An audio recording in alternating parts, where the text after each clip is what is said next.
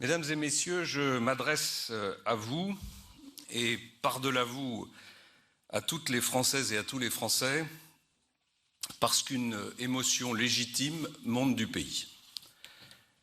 Je comprends les interrogations. Je comprends le besoin de me voir clarifier les choses. Et je vais le faire. Je vais le faire parce que je n'ai rien à cacher. Je vais le faire parce que je ne peux pas accepter les accusations infondées qui me prennent pour cible après 32 ans de vie politique, 32 ans sans aucun problème judiciaire, 32 ans d'éthique irréprochable. Je veux dire à tous mes compatriotes que pendant toutes ces années, j'ai œuvré pour mon pays sans jamais enfreindre la loi et sans jamais déroger aux valeurs qui sont les miennes. Aujourd'hui, candidat à l'élection présidentielle, je fais face à une attaque d'une violence inouïe, à ma connaissance du jamais vu sous la Ve République. Autant le dire avec force et d'entrée de jeu, c'est le candidat de la présidentielle de la droite et du centre qui est visé aujourd'hui et j'assume toutes mes responsabilités. Tous les faits évoqués sont légaux et transparents. J'ai été entendu pendant 4 heures par la police, Pénélope pendant 5 heures. Nous leur avons tout dit, nous avons répondu à toutes leurs questions. La réalité des faits, la voici. Oui, j'ai employé mon épouse comme collaboratrice. Elle a ensuite été la collaboratrice de mon suppléant. Elle est encore redevenue ma collaboratrice par la suite. Elle a donc occupé ce poste pendant 15 ans. Et ceci pour un montant moyen de rémunération mensuelle de 3 677 € net. Salaire parfaitement justifié pour une personne diplômée de droit et de lettres. Alors on brandit un montant proche d'1 million d'euros, annoncé d'un seul tenant, pour faire sensation, en oubliant de préciser que la somme est en euros bruts. Est-ce qu'on a déjà vu une rémunération présentée comme un cumul sur 15 ans? N'importe quel montant brut présenté de la sorte peut devenir spectaculaire. Il n'y a que pour la famille Fillon qu'on se livre à ce genre d'exercice. De même, on qualifie cet emploi de fictif. Je vois et j'entends aujourd'hui tous les prétendus experts décréter ce que doit faire ou ce que ne doit pas faire un collaborateur parlementaire. Tous les élus savent bien que ce métier recouvre les tâches les plus diverses. Ils savent qu'il ne s'est jamais limité et qu'il ne peut pas s'arrêter à l'élaboration des lois dans des bureaux à l'Assemblée nationale à Paris. Et surtout, ils savent que ce métier est fait de tout un tas d'actions modestes, souvent accomplies par le collaborateur parlementaire dans l'ombre, parfois seul, et qui peuvent paraître anodines à certains, mais qui sont indispensables à la démocratie locale. Pendant toutes ces années, mon épouse a pris en charge ces tâches simples mais essentielles. C'est elle, avec ma secrétaire Sylvie Fourmont, qui a géré le courrier qu'on m'adressait. C'est elle qui a tenu mon agenda. Pour les événements locaux, les inaugurations, les manifestations sportives et culturelles, les remises de décorations, c'est elle qui a travaillé sur mes interventions dans la Sarthe. Elle m'a représenté dans des manifestations culturelles locales. C'est encore elle qui a reçu et renvoyé vers les entreprises de la région les CV et les demandes d'emploi que les Sarthois m'adressaient. C'est toujours elle qui a traité les réclamations de ces derniers lorsqu'ils rencontraient des difficultés administratives. Et la liste de ce qu'elle a fait ne s'arrête pas là. Son salaire était parfaitement justifié parce que son travail était indispensable à mes activités d'élu. Ce travail, elle l'a poursuivi auprès de mon suppléant quand, après avoir été élu, je suis devenu ministre. C'est moi qui l'ai voulu. j'ai absolument voulu conserver le lien avec ma circonscription. Et c'est mon épouse qui a tenu ce rôle essentiel. Alors on dit, pas de badge d'entrée à l'Assemblée nationale égale pas de travail. C'est pourtant le cas d'un très grand nombre de collaborateurs qui travaillent en circonscription. J'ai lu, pas d'adresse mail personnelle égale pas de travail. C'est vraiment méconnaître la réalité du travail des collaborateurs. Je sais aussi qu'on a beaucoup commenté la phrase de mon épouse soulignant qu'elle n'avait jamais fait de politique. Je rappelle qu'un collaborateur parlementaire travaille dans le domaine politique, mais que c'est le député qui fait de la politique, parce que c'est lui qui est engagé. Ce n'est qu'aux dernières élections, par goût de la vie publique locale et non pas de la politique nationale, que Pénélope a décidé de devenir conseillère municipale de Solesmes. On s'appuie sur une ancienne interview en anglais, là aussi sortie de son contexte, dans laquelle elle explique qu'elle n'a jamais été mon assistante. Oui, elle n'a jamais été ma subordonnée. Elle a toujours été d'abord et avant tout ma compagne de travail et ma collaboratrice. Pénélope n'a jamais revendiqué de rôle dans la lumière. Elle a exercé dans la discrétion, refusant de parler à ma place, comme l'ont fait certaines épouses d'hommes politiques. Et aujourd'hui, on retourne cette discrétion contre elle et contre moi. Eh bien moi, je vous le dis, sa façon de faire était digne. Alors ne tirons pas d'une interview tout en pudeur un jugement qui détruit 30 ans d'engagement à mes côtés. Les faits encore. J'ai employé mes enfants, Marie et Charles, qui ont travaillé pendant 15 mois, en 2005 et 2006 pour Marie, 6 mois en 2007 pour Charles, comme collaborateurs parlementaires, pour un salaire mensuel net de 3 000 € en moyenne pour chacun. Rien n'était dissimulé. Tous les contrats de travail dont je parle sont strictement légaux. Les sommes perçues ont été strictement déclarées aux impôts, les revenus en découlant strictement imposés, et les montants des rémunérations strictement respectueux du crédit alloué à chaque parlementaire. Ce crédit, je veux vous le rappeler, lui permet de travailler avec qui il est le plus à même de réunir à la fois les compétences et la confiance nécessaires. Oui, mesdames et messieurs, tout cela était légal. Mais suis-je pour autant quitte sur le plan moral? Cette question éthique est si élevée, si essentielle, qu'elle me place face à ma conscience, et en réalité face aux Français, et à eux seuls. Ça n'est pas au système médiatique de me juger, c'est aux Français de décider. Le premier courage en politique, c'est de reconnaître ses erreurs. Collaborer avec sa famille en politique, c'est une pratique désormais rejetée par les Français. Ce qui était acceptable hier, à défaut d'être accepté, ne l'est plus aujourd'hui. En travaillant avec ma femme et mes enfants, j'ai privilégié cette collaboration de confiance qui aujourd'hui suscite la défiance. C'était une erreur. Je le regrette profondément et je présente mes excuses aux Français. Comme beaucoup d'autres parlementaires, j'ai agi selon un usage, certes légal, mais dont il est clair que nos concitoyens ne veulent plus.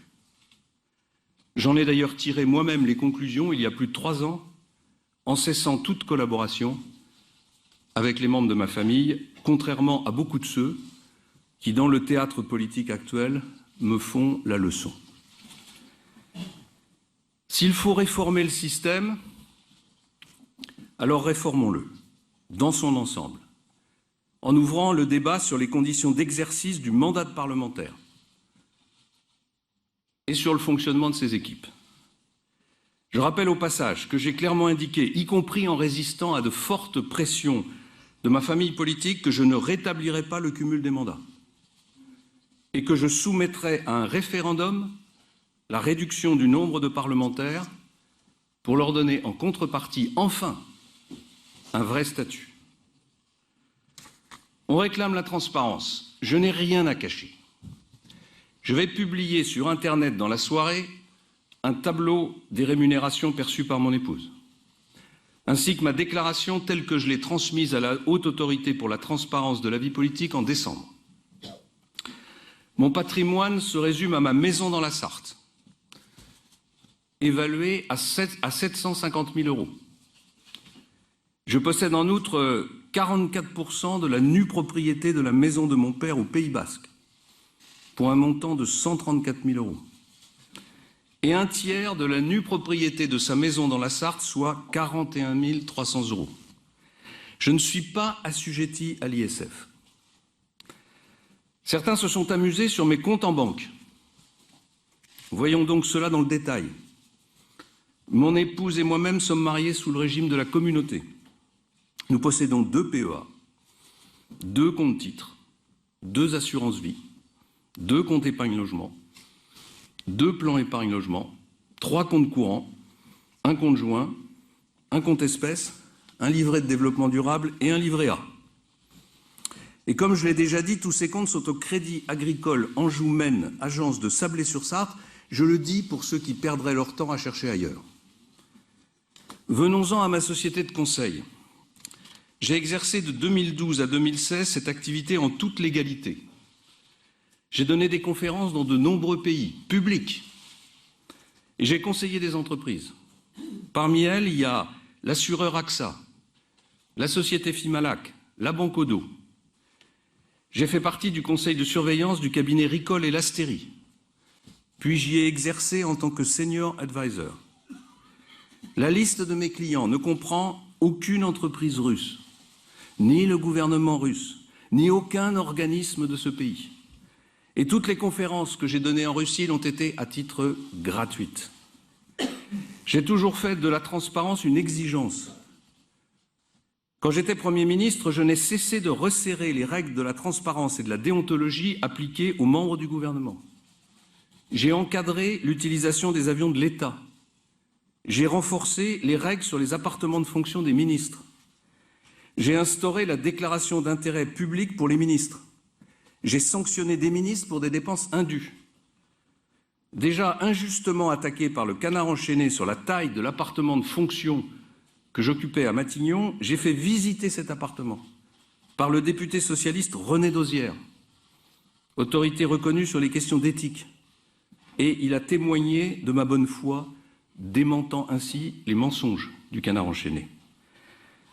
Voilà, mesdames et messieurs, tout est sur la table. Maintenant, la transparence devrait s'appliquer à tous. Tout le monde doit être logé à la même enseigne et faire l'objet d'un traitement médiatique identique. Maintenant, le débat doit porter sur mon action politique et sur le projet que je porte. Tout le reste, c'est une opération destinée à détourner l'attention de nos concitoyens des véritables enjeux. Le but de cette opération, c'est d'effacer le choix des électeurs de la primaire, qui se sont affranchis du système en me plaçant en tête parce que je porte un programme de rupture et que je suis le seul à pouvoir mettre en œuvre. Je voudrais dire aux millions de Français qui m'ont choisi, au terme d'une campagne loyale, qu'on ne pourra pas leur voler leur choix. On ne les fera pas taire. Le système veut, comme pendant les primaires d'ailleurs, décider du résultat à la place des électeurs. Manifestement, mon programme dérange le désordre établi. Il est qualifié de conservateur, alors qu'il est le seul en rupture. On parle de casse sociale, alors qu'il est le seul à pouvoir redresser la France et redonner fierté aux Français. Le vrai danger, c'est de voir confier notre avenir aux dérives d'une extrême droite, portée par cette famille d'intouchables, du domaine de Montretout, ou à l'aventure d'une politique sans programme depuis des mois, composée d'un agrégat de personnalités fascinées par un gourou issu du système qu'il dénonce aujourd'hui.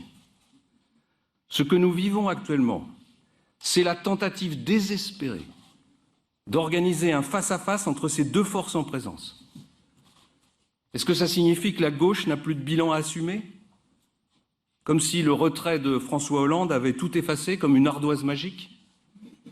La France n'a-t-elle plus de problème avec le terrorisme islamiste, alors que celui-ci maintient une pression et une menace permanente sur notre pays? N'y a-t-il plus de problème de chômage, de sécurité, de surendettement, d'excès de fiscalité, de charges, de pouvoir d'achat, d'éducation? Rien ne me détournera des vrais enjeux de cette élection présidentielle. Rien ne me détournera de ma volonté de redonner son rang à la France et aux Français des raisons d'espérer. J'ai été choisi par des millions de Français. Je ne suis pas le candidat d'un parti. Aucune instance n'a la légitimité pour remettre en cause le vote de la primaire. Voilà pourquoi, dès ce soir, j'annonce ici même que c'est une nouvelle campagne qui commence. Dès ce soir, je réunirai mon comité de campagne. Dès demain, je réunirai les parlementaires. Dès demain, je serai à Troyes avec François Baroin et jeudi à Poitiers avec Jean-Pierre Raffarin. C'est donc, mesdames et messieurs, avec une énergie décuplée et une détermination farouche que j'aborde les prochaines semaines de cette campagne où la France ne joue pas autre chose que son destin. Je suis maintenant à votre disposition pour répondre à vos questions, avec cette précision que je ne répondrai à aucune question concernant les procédures en cours. Il y a une enquête. J'ai indiqué que j'avais répondu pendant près de 5 heures aux enquêteurs. Ce n'est pas le tribunal médiatique qui me jugera. Mesdames et messieurs. Oui, Monsieur le Premier ministre, Christophe Jacubizine pour TF1, vous venez de présenter vos excuses aux Français. Est-ce que vous estimez néanmoins d'être toujours le meilleur candidat pour faire gagner votre camp, ou est-ce qu'aujourd'hui vous êtes un handicap pour que la droite remporte l'élection présidentielle? Je suis le seul candidat qui soit en mesure de permettre à notre pays de mettre en œuvre un programme de rupture. J'ai interrogé les uns et les autres. J'ai écouté les jugements des Français.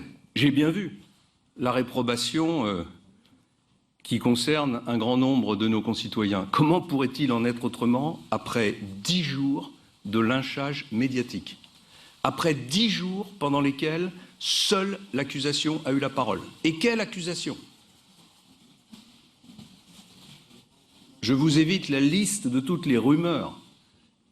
J'ai entendu récemment que, Premier ministre, j'avais fait classer ma maison au monument historique.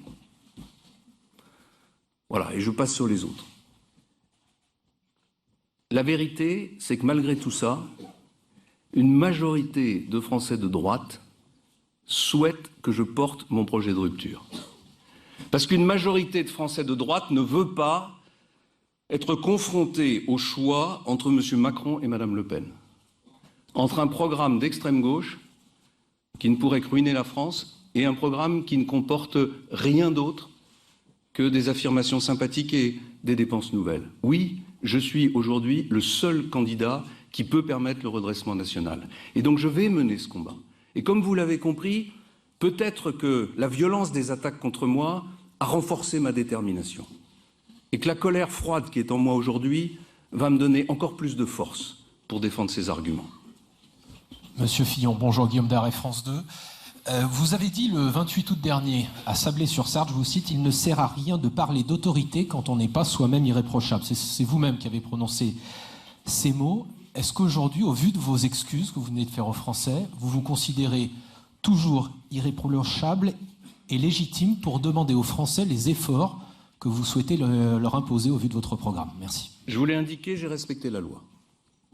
Je suis un parlementaire ancien. J'ai été élu pour la première fois en 1981. C'est vrai que j'ai peut-être mis un peu plus de temps qu'il n'aurait fallu à comprendre et à entendre les évolutions de la société sur les sujets dont nous parlons. Pour autant, je n'ai pas enfreint la loi. Je n'ai rien à me reprocher quant au respect de la légalité. Et donc, oui, je considère que je suis aujourd'hui en mesure de mettre en œuvre un projet, y compris en ce qui concerne l'autorité du président de la République et de l'État. Alors après, vous me demandez, est-ce que je suis légitime pour demander des efforts aux Français? Mais ce n'est pas des efforts que je demande aux Français. Ce que je propose aux Français, c'est qu'il y ait un travail pour tout le monde. Ce que je propose aux Français, c'est qu'ils aient du pouvoir d'achat supplémentaire. Ce que je propose aux Français, c'est qu'ils soient en sécurité. Ce que je propose aux Français, c'est que la France se redresse. Ce que je propose aux Français, c'est de ne pas continuer comme aujourd'hui, dans une situation où on a 6 millions de personnes inscrites à Pôle emploi, où on a presque 9 millions de personnes au seuil de pauvreté, où on a 2 millions de jeunes entre 16 et 25 ans qui ne sont pas à l'école, qui ne sont pas dans une formation et qui ne sont pas dans un emploi, où la lutte contre le terrorisme, manifestement, n'a pas été conduite avec toute la vigueur nécessaire, notamment en ce qui concerne la politique étrangère de notre pays. Je ne propose pas aux Français des efforts, je leur propose de redresser le pays pour que chacun ait une chance. Monsieur Fillon, bonjour. Michel Urvois, Ouest France. Avez-vous la conviction ou plus la certitude qu'aucune décision de justice ne viendra contrarier votre stratégie? Oui, j'ai cette certitude. Parce que je sais ce que j'ai fait, parce que je suis en accord avec ma conscience et parce que j'ai pratiqué la transparence totale vis-à-vis des enquêteurs. Je vous en prie.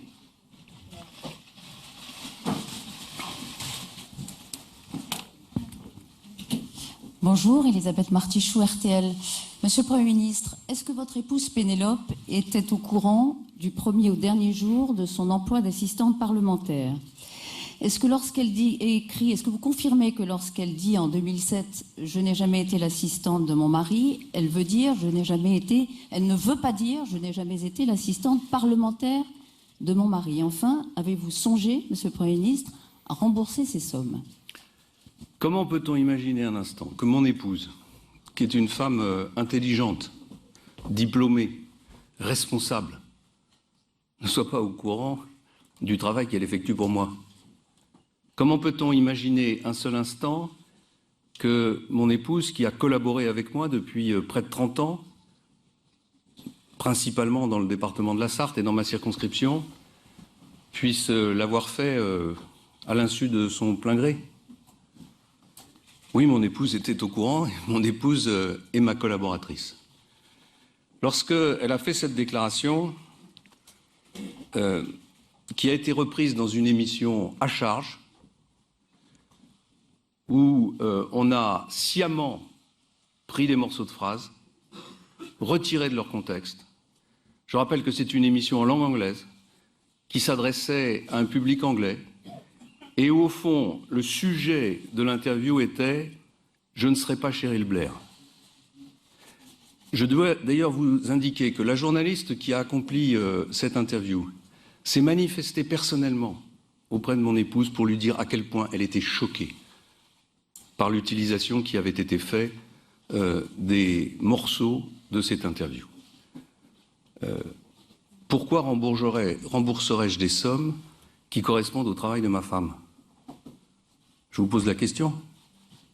J'ai dit tout à l'heure que je comprenais l'évolution de l'opinion sur ces questions, que je regrettais de ne pas l'avoir, au fond, compris plus tôt. J'ai dit tout à l'heure que je voulais participer à l'évolution du statut des parlementaires sans donner de leçons. Mais ma femme a travaillé.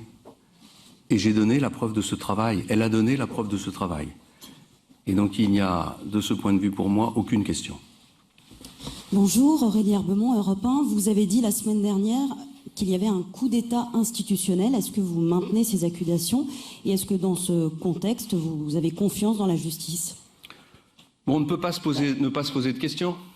Une campagne de presse d'une violence inouïe, orchestrée pile au moment où je suis désigné à la primaire de la droite et du centre, c'est-à-dire au moment même où, au fond, la droite ne peut pas avoir d'autres candidats crédibles.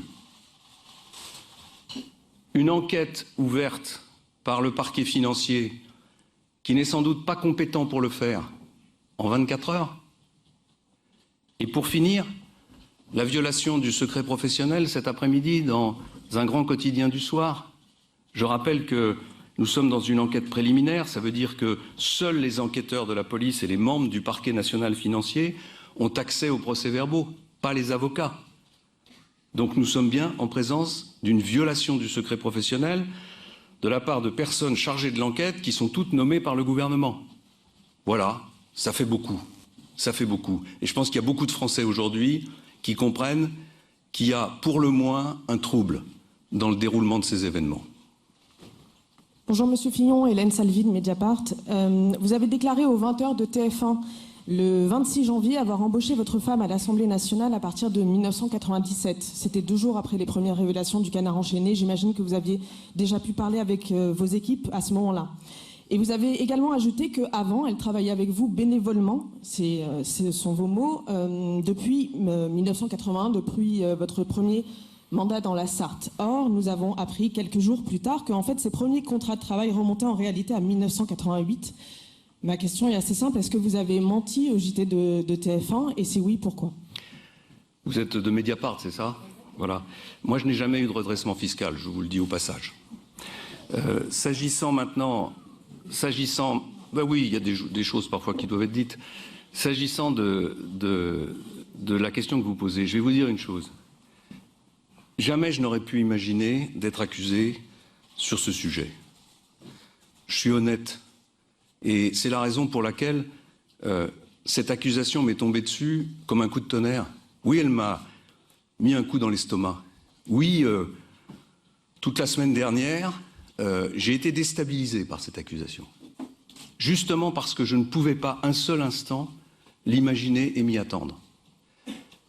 Et donc oui, mes réponses ont été imprécises. Il m'a fallu, madame, 5 jours pour obtenir toutes les fiches de paie de mes collaborateurs de l'Assemblée nationale quand manifestement certains organes de presse les ont déjà. 5 jours pour voir la réalité des choses. Voilà. Oui, mon épouse a travaillé pour moi depuis le début. Oui, elle a commencé à être rémunérée en 88. Vous voyez, dans ma réponse, je faisais confiance aux chiffres du Canard enchaîné. C'était les seuls dont je disposais. Depuis, j'ai refait, après 5 jours d'investigation, l'ensemble du parcours professionnel de mon époux. Je rappelle que ce sont des dates qui ont 20 ou plus de 20 ans. Et je publie cet après-midi sur mon site internet la totalité des contrats de ma femme avec les dates et avec les montants des rémunérations.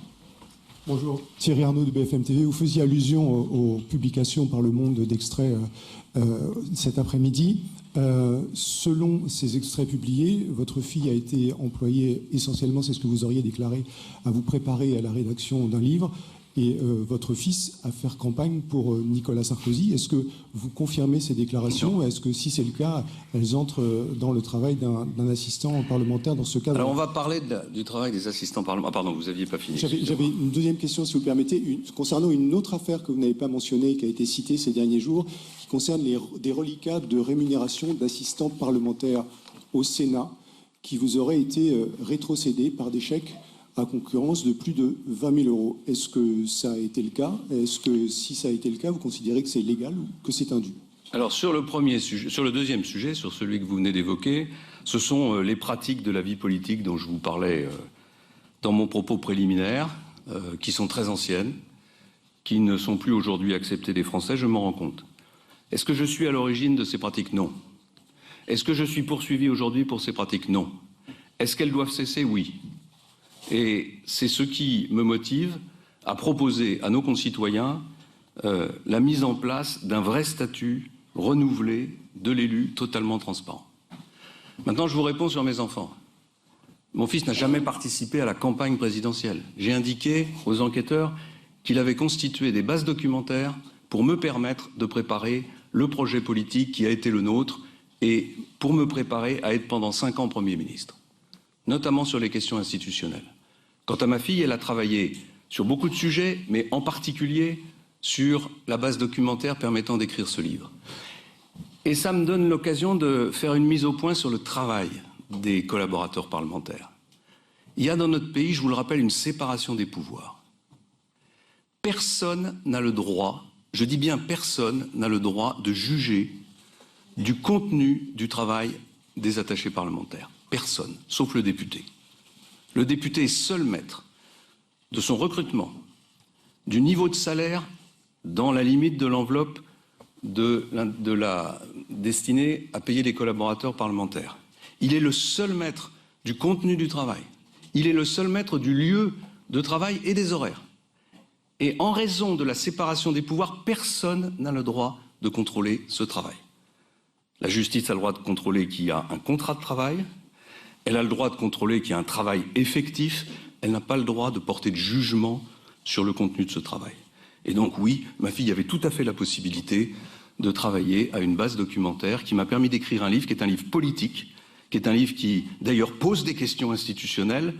Certaines avaient fait même du bruit à l'époque puisque j'avais proposé la suppression du Premier ministre et j'étais parfaitement dans mon rôle et elle dans le sien. Julien Arnaud, LCI. Vous avez dit tout à l'heure c'est une nouvelle campagne qui commence. Est-ce que du coup, après vos propos, vous vous dites je vais réussir à resserrer, à resolidariser mon camp, les Républicains, et face à tous ceux qui auraient peut-être une petite voix dissonante, on entend beaucoup de plans B, de pétitions qui sont lancées, quelles sanctions, quelles conséquences? Plan B, on a vu qu'il n'y en avait pas. Je crois qu'un de mes amis a utilisé une belle formule. Plan B, c'est plan Bérésina.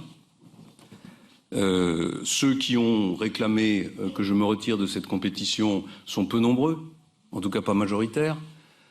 Beaucoup d'entre eux étaient des hommes et des femmes qui ne m'avaient pas choisi à la primaire et qui peut-être n'ont pas totalement accepté le résultat de cette primaire. Mais c'est pas ça qui compte. Ce qui compte, c'est les messages de soutien que j'ai reçus. Ce qui compte, c'est la solidité de l'électorat de droite. Et ce qui compte, c'est les hommes et les femmes qui seront autour de moi dans 1 heure pour présider le premier comité stratégique de ma campagne. Vous aurez la liste de ceux qui seront présents autour de cette table. Il y aura toutes les personnalités qui comptent dans ma famille politique. Monsieur le Premier ministre, Nathalie Saint-Cric, France 2, vous aviez demandé 15 jours, il y a quelques jours. Si vous chutez dans les sondages, au risque de faire perdre votre famille politique et de ne pas être présent au 2e tour, est-ce que vous pourriez revenir sur votre décision d'aujourd'hui? Vous savez ce que je pense des sondages. Tout le monde dit ça. Oui, mais moi je le dis avec une expérience qui est assez forte, n'est-ce pas? Puisque je vous rappelle quand même que pendant 2 ans, vous m'avez expliqué que je n'avais aucune chance de gagner la primaire. Aucune. Sondage à l'appui. Donc ce ne sont pas les sondages qui me feront changer d'avis en quoi que ce soit dans la décision que je viens de prendre. Non, madame, rien ne pourra me faire changer d'avis. Je suis candidat à l'élection présidentielle et je suis candidat pour la gagner.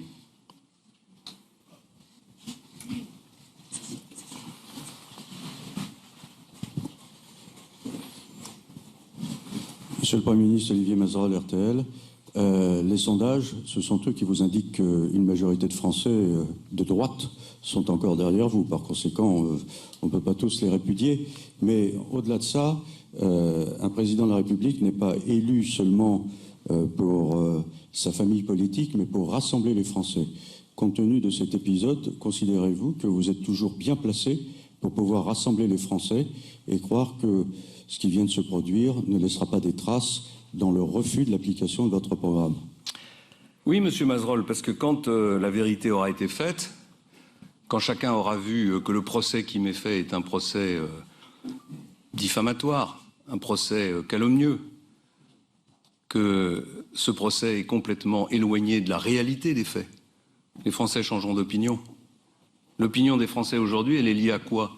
Elle est liée à des centaines d'heures ou de dizaines d'heures de plateaux de télévision où on voit des soi-disant experts qui parlent du rôle des assistants parlementaires et qui naturellement me condamnent les uns après les autres. J'ai entendu peu de voix prenant ma défense. C'est ça que vous appelez le fonctionnement normal de la démocratie. À 3 mois de l'élection présidentielle, aucun d'entre vous n'a une interrogation sur la violence de la semaine qui vient de se produire. La presse, naturellement, doit relater les événements. La justice doit faire une enquête quand il est nécessaire qu'elle la fasse. Encore faut-il que ce soit les bonnes instances judiciaires qui soient saisies, ce qui ne semble pas être le cas. Mais lyncher, assassiner politiquement, comme finalement vous l'avez fait, pendant 10 jours, un candidat à l'élection présidentielle, je pense que ça pose un problème. Que ça pose même un problème démocratique. Et ma conviction, c'est que les Français sont tout doucement en train de s'en rendre compte. Et que vous en avez un peu trop fait.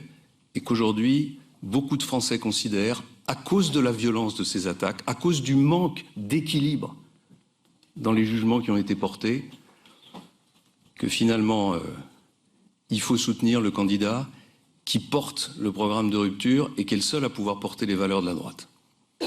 Oui, Monsieur Fillon, bonjour. Bruno Jeudi, Paris Match. Je voudrais revenir sur ce que vous avez dit à l'instant à propos des accusations contre le pouvoir. Depuis une semaine, vous évoquez des officines, vous avez parlé d'un coup d'État institutionnel, et là, dans une formule, vous avez accusé le pouvoir. Alors, pour aller plus loin, est-ce que vous pensez plus précisément à Jean-Pierre Jouyet, avec qui vous avez eu un contentieux il y a quelques mois, qui est aujourd'hui secrétaire général de l'Élysée? Est-ce que vous pensez au garde des Sceaux? Ou est-ce que vous pensez au président de la République? Et puis une deuxième question pour prendre la suite d'Elisabeth Martichoux. Vous évoquiez une émotion légitime qui monte dans le pays en début de conférence de presse. Vous avez détaillé la légalité des emplois familiaux de votre épouse et de vos enfants. Est-ce que vous avez envisagé de rembourser une partie des sommes ou l'intégralité de la somme? Certains de vos amis ont même imaginé que vous puissiez faire un geste une fois sorti de la procédure. Merci. Je crois avoir déjà répondu à cette question. Ces sommes ont été normalement gagnées par mon épouse et mes enfants qui ont travaillé. Sur la première question, je n'ai aucune réponse. Je n'en sais rien. Je n'accuse personne. Je dis simplement que les faits sont troublants. Pourquoi monter maintenant cette opération contre moi? Pourquoi il n'y a pas 3 mois, 4 mois, 6 mois? Ne me dites pas que ces informations sont apparues soudainement. On parle de faits qui ont, pour certains, plus de 20 ans, qui concernent des activités qui ont fait l'objet de contrats de travail, de paiement de charges sociales, de déclaration de revenus. Si j'y ajoute ce que je vous ai dit, c'est-à-dire que le parquet financier s'est saisi en 24 heures. Les premiers témoins ont été entendus en 48 heures. Et mes avocats viennent de signaler au parquet financier qu'ils n'étaient sans doute pas compétents pour se saisir de cette affaire. Ça fait beaucoup. Et si vous ajoutez les fuites que je viens d'évoquer, on voit bien qu'on est dans quelque chose qui ressemble à une opération montée. Maintenant, moi, je n'ai pas d'officine à ma disposition pour mener l'enquête. Si vous avez un peu d'énergie pour le faire, je vous y invite. Oui, Monsieur Fillon, Pierre Marlet, télévision belge. Une question concernant ce que vous avez dit dans cette conférence de presse. Vous avez encore souligné que vous faites face à une forme de coup d'État institutionnel, mais en même temps, aujourd'hui, vous changez de stratégie de communication, vous présentez vos excuses aux Français. Alors ma question, c'est pourquoi ne pas l'avoir fait plus tôt? Pour la raison que je vous ai indiquée tout à l'heure. Oui, j'ai pris cette accusation dans l'estomac. Oui, elle m'a déstabilisé. Oui, je ne pouvais pas m'attendre à une telle violence. Oui, j'ai mis du temps. J'ai mis du temps à réagir. J'ai mis du temps à mesurer que le ciel m'était tombé sur la tête.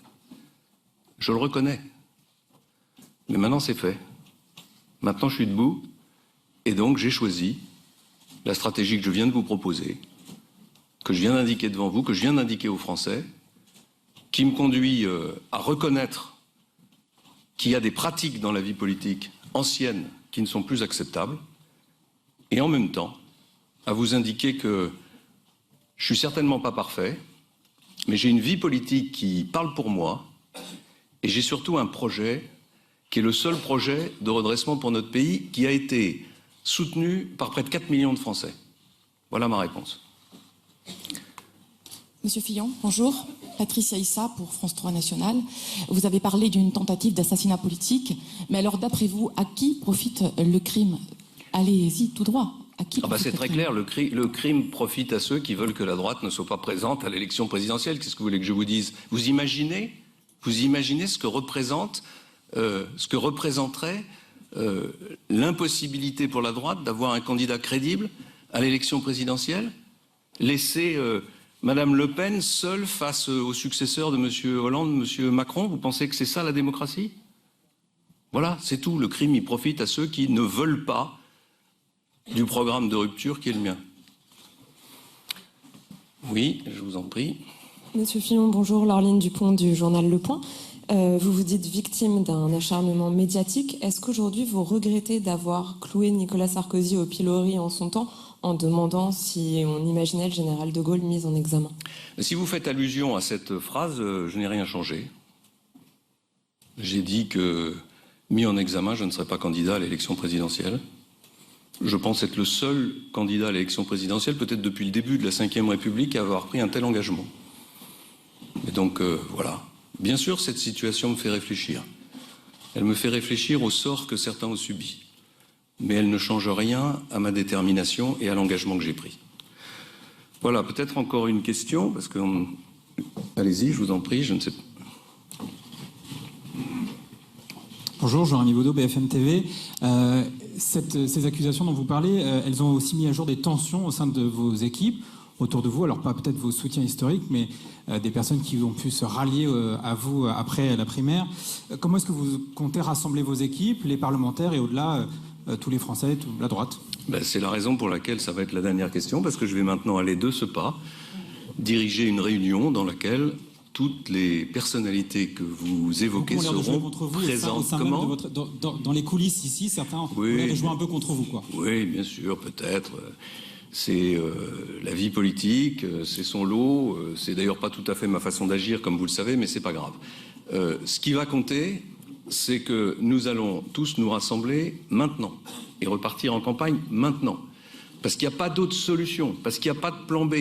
Parce que si la droite et le centre veulent être présents au second tour de l'élection présidentielle, 3 mois avant l'élection, il faut maintenant faire bloc. Et c'est ce que la grande majorité des élus de ma famille politique ont compris. Enfin, et je veux terminer par là, je vous rappelle, je l'ai dit tout à l'heure, je ne suis pas le candidat d'un parti. Je suis maintenant face aux Français. Et je suis face aux Français parce que j'ai été désigné à la primaire. Et donc, je vais repartir sur les routes de France, tous les jours, en métropole et en Outre-mer, puisque je serai ce week-end à La Réunion, et je vais faire campagne. Et je suis convaincu que toutes ces forces qui sont avec moi vont se rassembler parce que, au fond d'elles-mêmes, et malgré les ambitions des uns et des autres, elles ont envie que la France se redresse. Merci beaucoup.